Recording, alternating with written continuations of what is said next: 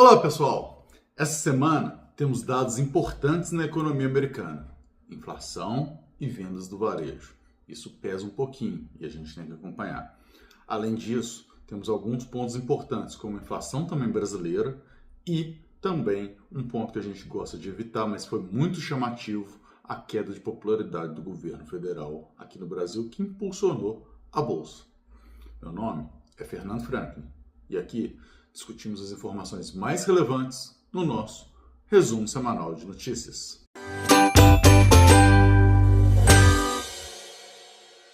Então vamos lá, vamos começar falando aí do CPI, né, que é a inflação americana. Ela veio mais alta do que o previsto, né, veio, na verdade, em linha com o previsto, né, foi uma inflação que fez o Powell, né, Jerome Powell, que é o presidente do Fed, que é como se fosse o Banco Central americano, como se fosse não, é o Banco Central americano, e ele deu uma entrevista na sequência da divulgação da inflação, falando que o Banco Central vai se manter restritivo em relação às taxas de juros, ou seja, vai manter a taxa de juros mais alta, porque está entendendo que a inflação, apesar de já ter recuado bastante, não recuou o suficiente. E eles entendem, né, e aí através da fala dele, que vai se manter uma inflação alta, então precisa se manter a taxa de juros mais alta para poder controlar essa inflação por mais tempo. Então, a tendência é que não tenha uma queda de juros por agora. Isso foi a fala dele. Além disso, então, a gente tem as vendas do varejo caindo, né? Então, além dessa questão aí da inflação americana, que foi um pouco mais alta, mas a gente tem as vendas do varejo caindo. As vendas do varejo caindo, né, 0,9% em janeiro, referente quando a gente compara com dezembro, dá uma expectativa para o mercado da possibilidade de corte de juros num prazo não tão longo assim, já que a economia está desaquecendo se a gente pegar esse indicador por si só. E isso aí, obviamente, estimula um pouco uma redução do dólar. Mas aí a gente vem para o Brasil. No Brasil a gente tem alguns fatores importantes para a gente acompanhar, e aí eu já vou fazer o link de novo com essa questão do dólar, tá? Mas primeiro a gente traz a questão da inflação brasileira. Janeiro foi uma inflação das menores que teve historicamente falando, quando a gente olha o IPCA. Porém, a gente tem um detalhe muito importante para entender aí. Por que ela foi tão baixa? Primeiro ponto, ela foi tão baixa porque foi o item de habitação, né, que puxou para baixo, teve um retorno. Nesse item de habitação, quem puxou para baixo dentro dele foi energia elétrica. Nesse item de energia elétrica, por que ele recuou tanto no mês de janeiro? Porque teve o bônus de Itaipu, que em vez de ser mantido lá em Itaipu para um eventual investimento ou alguma coisa do tipo, né, resolveu-se distribuir esse valor especificamente para todo mundo. Então esse bônus deu um boom, né, em redução da conta de energia para todo mundo em janeiro. E aí eu posso até pegar um exemplo, tem uma conta aqui que basicamente não tem utilização, né, e essa que eu tenho, né, que é perto de mim, e nessa conta veio uma economia de R$ 33, por exemplo, né, então, e ela tinha que pagar cerca de 40, ou seja, veio de graça, praticamente.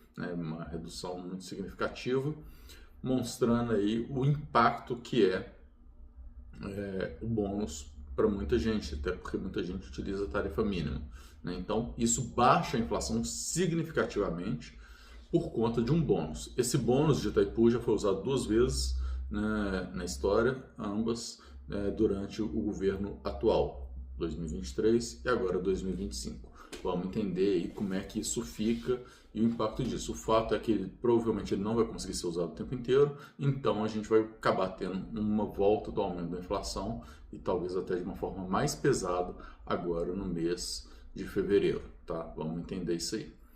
Continuando, né, a gente passa para um segundo fator importante que faz a gente ter uma queda do dólar e um aumento aqui da bolsa. Qual que é o segundo fator importante? Saiu uma pesquisa da Genial Crash falando da popularidade do governo federal, mais especificamente do presidente Lula, e aí começam as apostas em relação às eleições de 2026. Tá?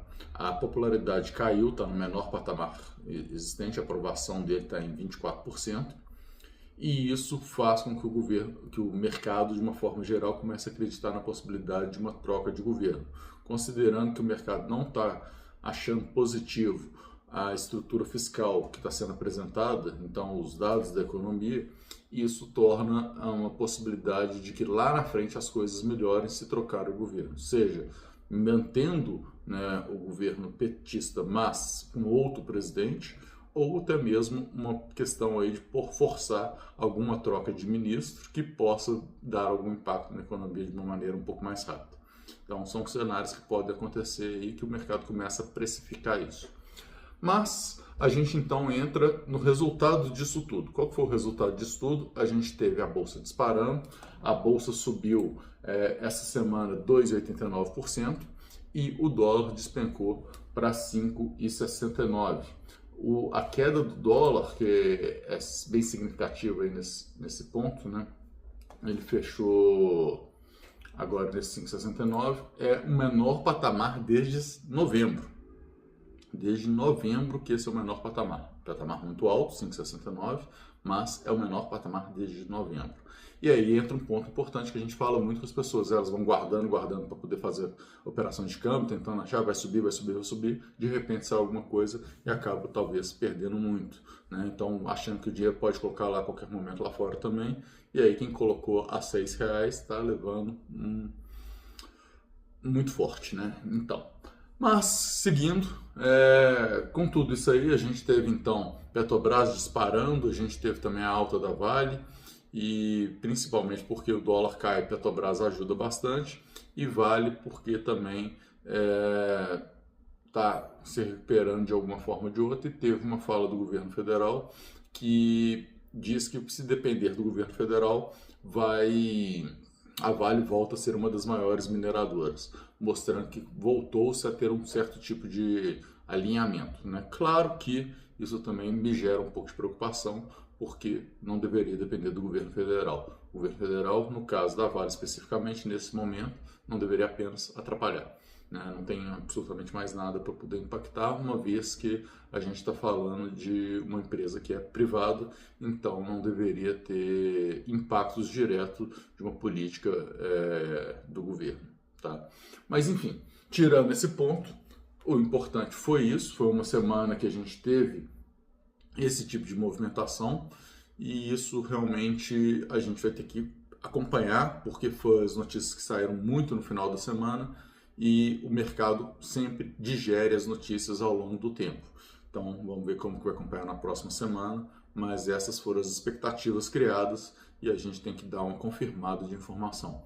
Novas falas do Fed vão confirmar a questão dos Estados Unidos e, obviamente, as falas que tiver aqui no Brasil do governo federal também, mas do Copom e aí na figura do Banco Central através do Galípolo, vai ser extremamente importante para a gente poder ter um pouco mais de perspectiva para frente. E, obviamente, a inflação de fevereiro é algo que vai ficar muito no radar aqui do Brasil. Muito obrigado e até a próxima. Tchau, tchau.